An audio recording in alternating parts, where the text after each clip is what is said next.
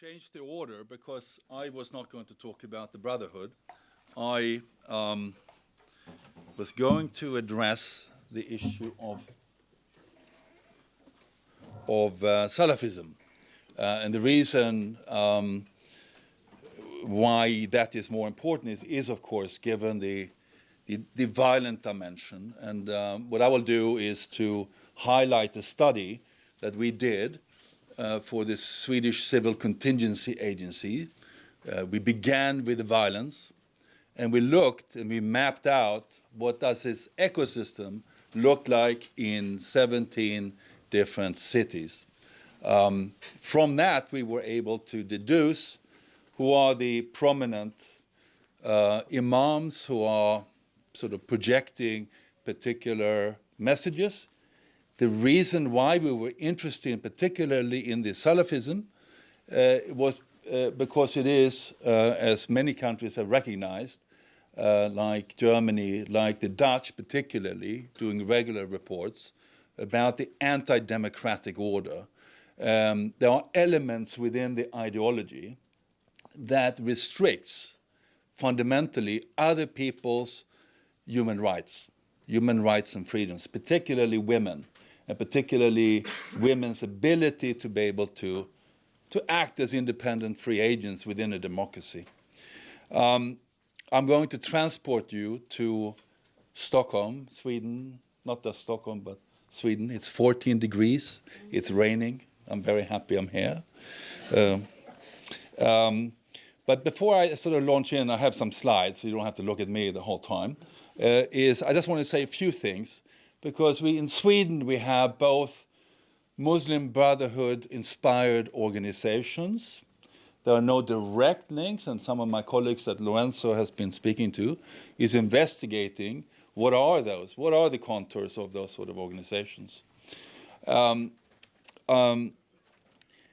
I think, the point that Lorenzo was making is that all Islamist groups, if you talk about Ikhwani groups, seek to re-Islamicize society, to create an Islamic state, but there are different velocities depending on what are they confronting, what are they trying to sort of create. And therefore, they use different means. And I've all the notes all the points that Lorenzo was really showing about becoming the gatekeepers, trying to use different methods to re-Islamicize society, to try to change the norms, is at work, is at play through different mechanisms, through different means.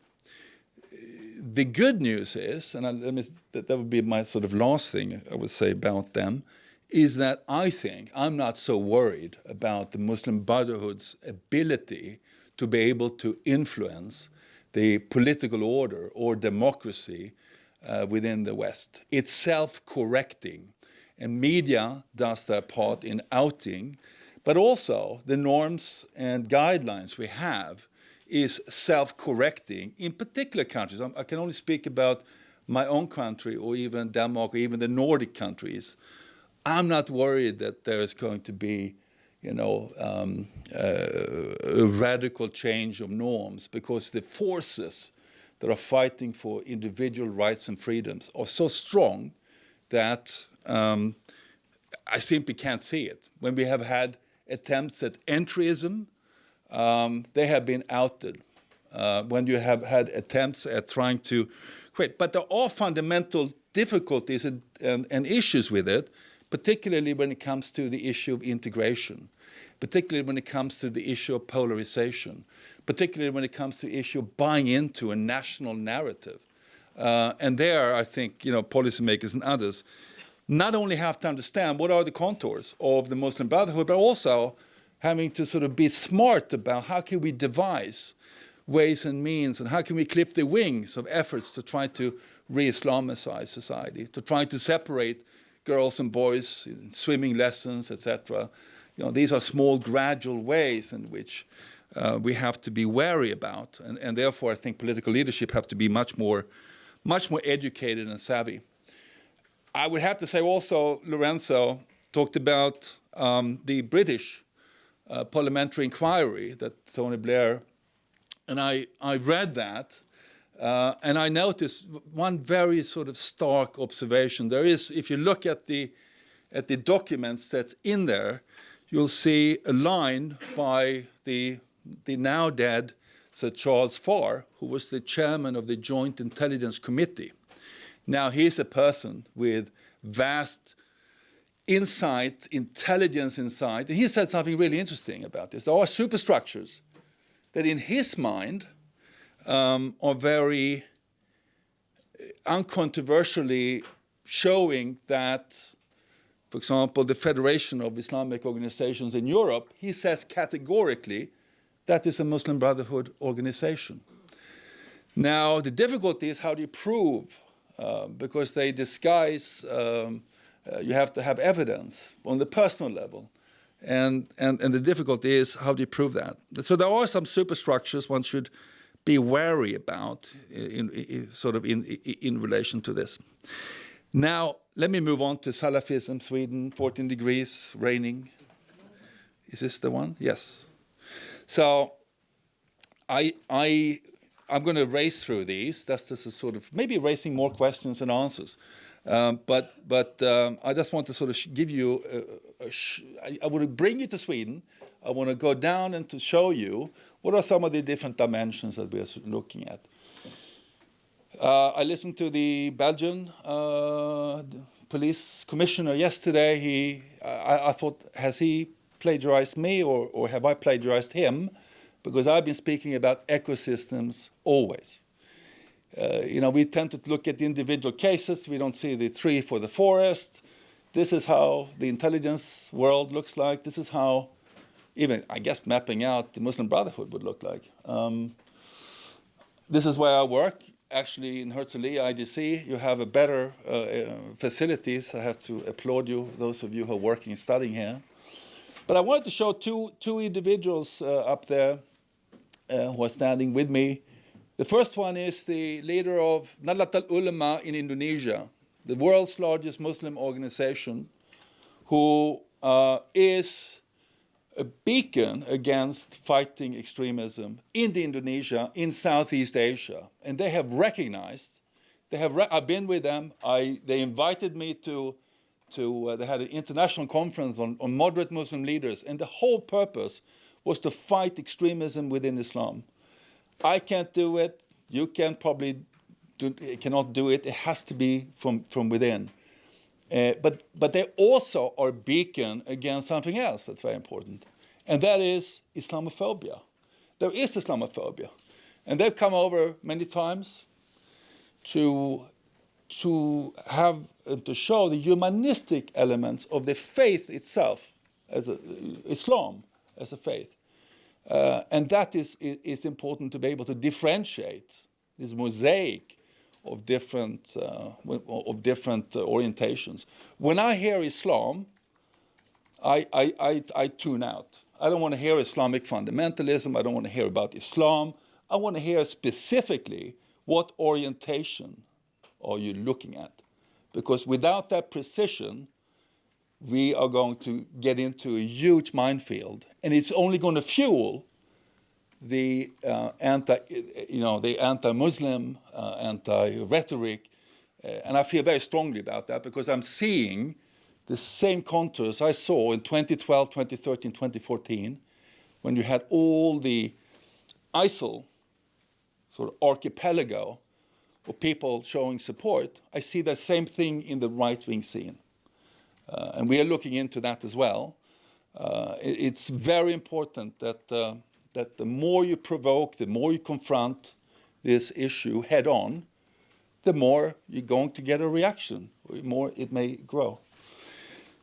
On the right-hand side, there's another person. So it's the two extremes. So you have Nahdlatul Ulama, you have Mullah Krekar, Ansar al-Islam, with a vast network across Europe, but also stretching down to the Middle East. We've done a number of different studies on foreign fighters. I'll start with the sort of violent dimension, and then move quickly to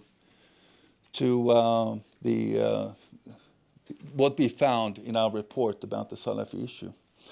Now, everyone speaks. I want to start with this level.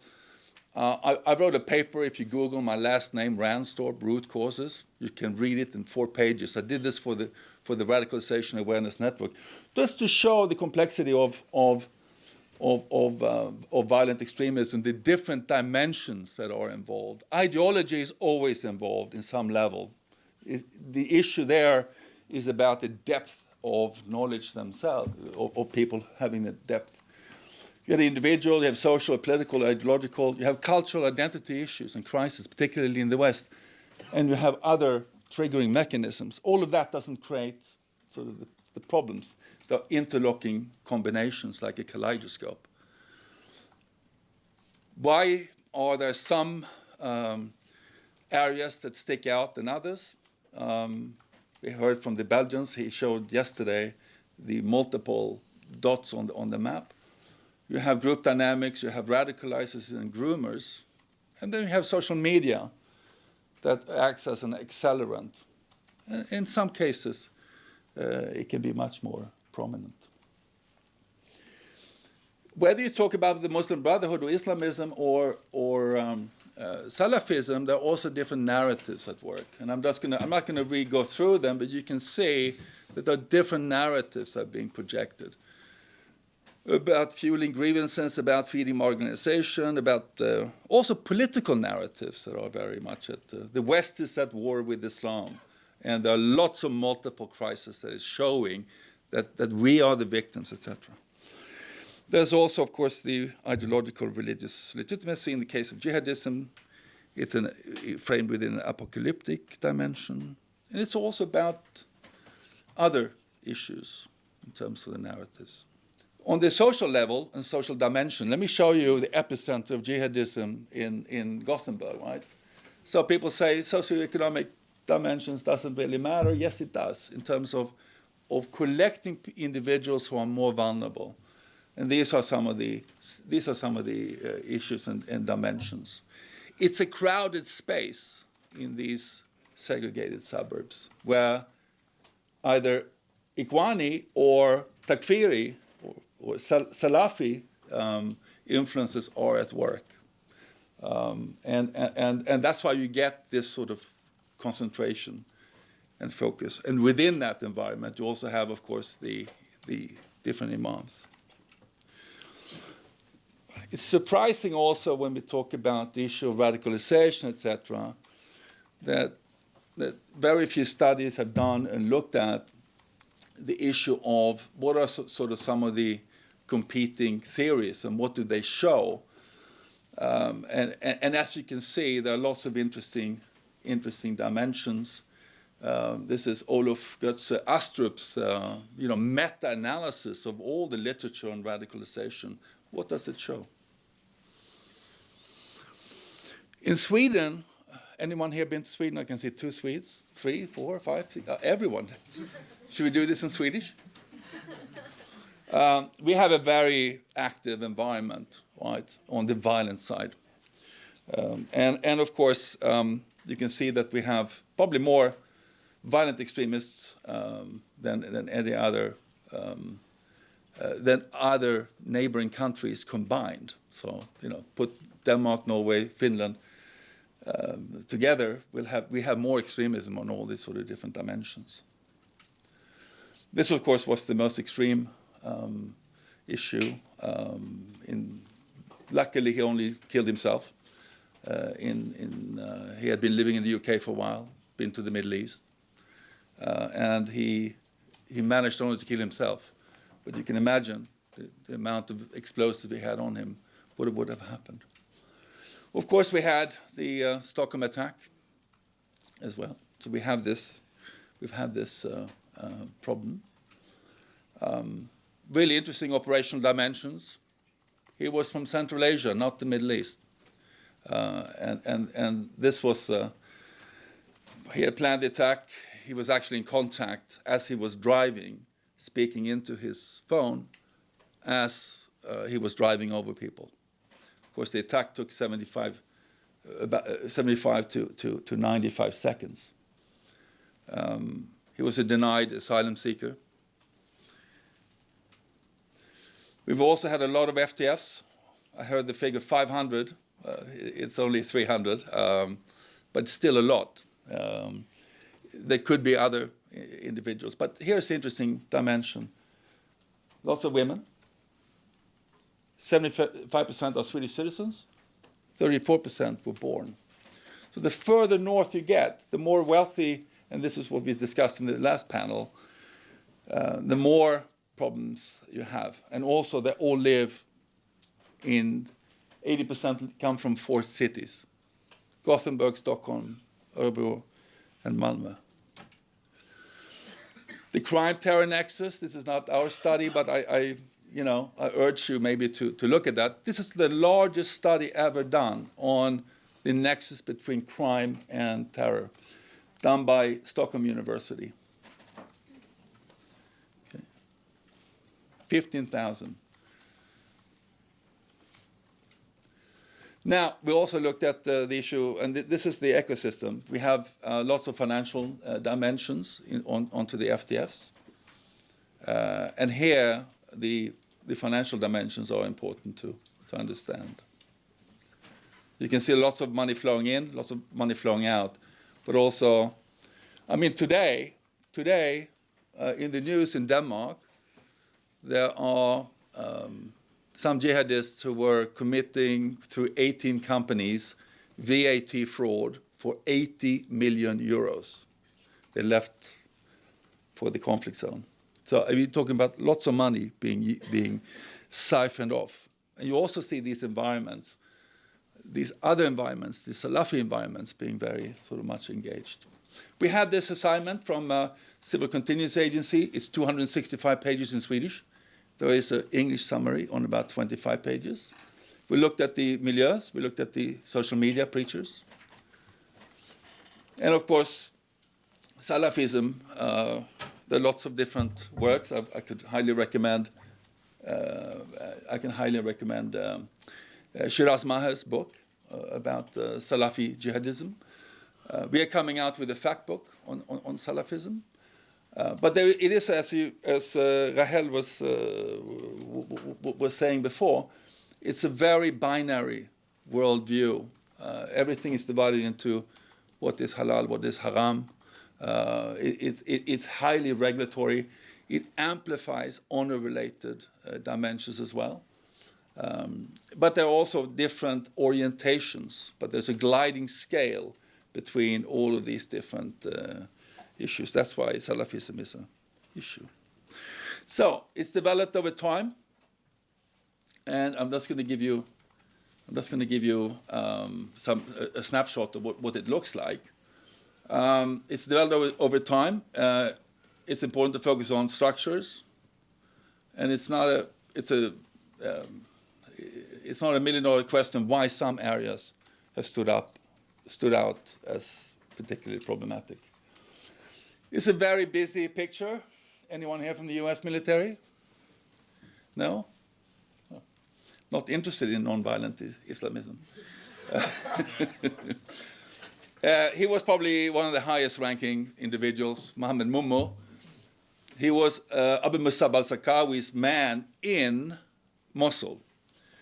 Now, he's developed all these connections. He was from Moroccan. He was from Moroccan origin, involved in lots of different things. I'm not going to go through that. Linkages to other beacons of Salafi jihadism, and to Mullah Kreka, to the Danish guy, Said Mansour, to the whole lot. And this developed in the 1990s up until 2000. Was he Swedish then, connection? What is Swedish there? He lived in Sweden, Stockholm.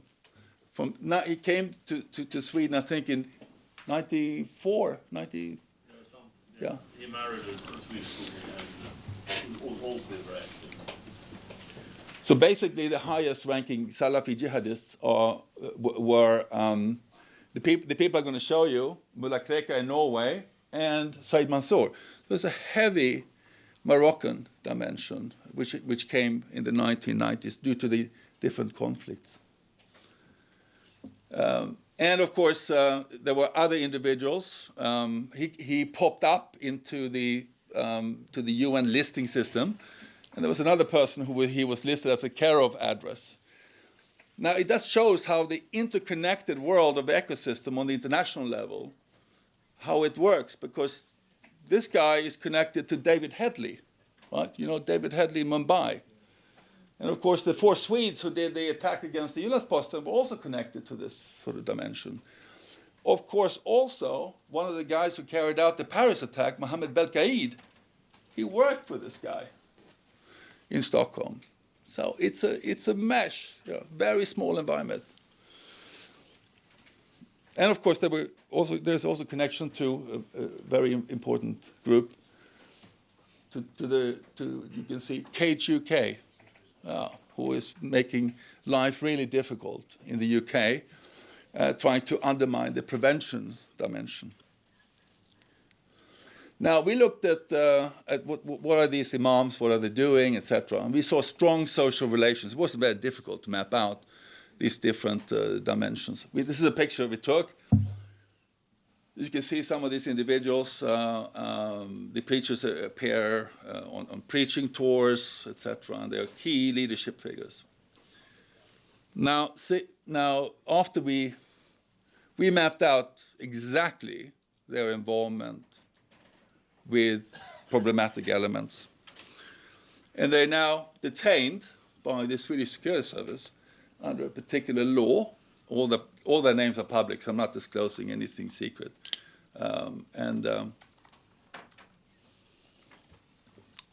This is our Abu Hamza al-Masri, from Finsbury Park. So we have sort of key figures within this sort of ecosystem that is absolutely key. What we found also was in relation to creating recruitment, but also dawah, we found transnational dimensions that were projected from Saudi Arabia through Germany. And anyone here know about this organization? Die Wahre Religion is a transnational dawah organization that exists in Germany. It's outlawed in Germany. Why? Because there were 140 German FTFs who went through this. So they used dawah as a mechanism to recruit people. Now, completely peaceful. There's no violence, etc. The founder, Abenagi, I think he's very close to Singapore. He's not in Singapore, but we're close to. He's probably in Malaysia. And he's being sought after. And this organization has a transnational network in relation to using dawah as a mechanism to spread salafism and to also at times recruit. What we also found, and this is in vein of creating a Salafi cocoon around which you can isolate individuals from non-Salafi influences. Because Salafism is also, of course, strongly anti-Shia, strongly anti-Semitic, and of course, LGBT rights. You will not see a Salafi trying to promote those different dimensions. We found that some of the Salafi, particularly one person, had established schools. So they were using the school system and money from the state as a mechanism to try to spread, maybe influence children. They did so not only through that, but also through Quranic schools. But also lots of different sort of financing, not just using schools or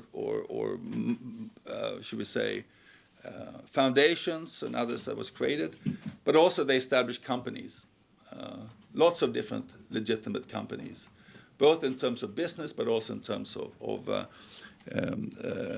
also ways in which also to transfer money down from collected in Sweden, but also transferred to specific conflict zones. These are two examples of those that were popped up.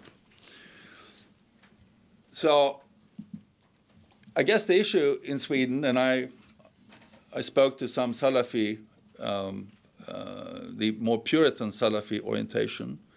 I asked him, how many are you? He didn't want to say at first. He couldn't say how many there were. But there were certainly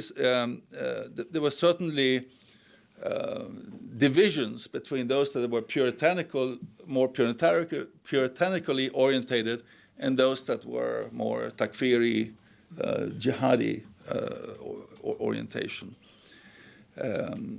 I think there are lots of different dilemmas for governments, particularly in relation to the foreign funding of mosques.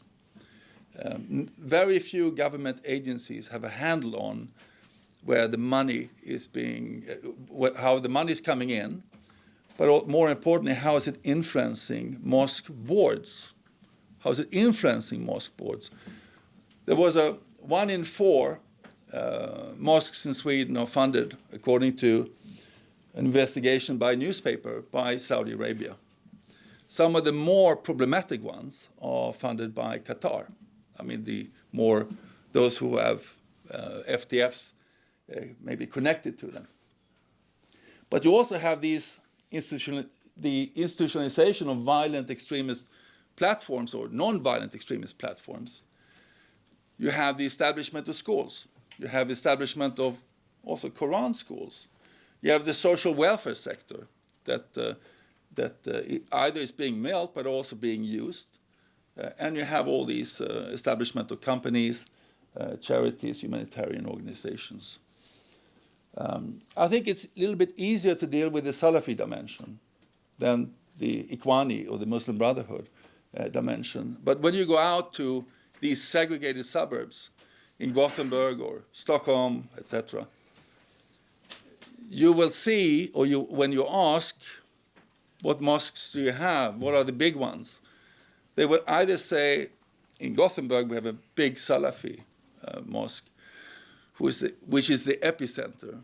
But they will either say the Salafi, but more likely they will say Ikhwani mosques. Everyone knows that there are mosques that are more in alignment with the Muslim Brotherhood. So you have these dimensions occurring sort of side by side. And this greatly complicates engaging with civil society, particularly if they adopt a gatekeeping role in blocking dialogue, in blocking sort of participation. I know that you probably have heard enough about Sweden. I'm not a walking tourism advertisement agency for the country, as you can hear. But thanks for listening to me.